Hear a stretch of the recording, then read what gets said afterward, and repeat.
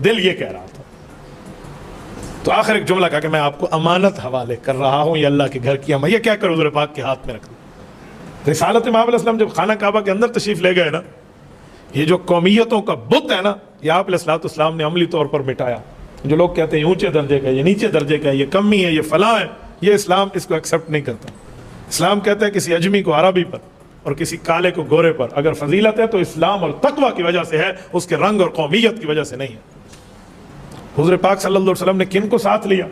बड़े बड़े अजिल्ला सहाबा और अहले बैत है, लेकिन खाना काबा में अंदर अपने साथ जो ले गए, एक हज़रत बिलाल है और एक उसामा बिन ज़ैद है। हज़रत बिलाल भी गुलामी की ज़िंदगी बसर कर चुके हैं और उसामा बिन ज़ैद के अब्बा तो ज़ैद इब्न हारिसा मक्का में गुलाम रहे हैं। हुज़ूर पाक अलैहिस्सलाम ने इनको अपने साथ लिया और काबा शरीफ के दरवाजे से अंदर दाखिल हुए। इस मौके पे बाकियों को भी ले जाना जुर्म नहीं था। बाद में बाकी सहाबा गए, हुज़ूर पाक के साथ गए।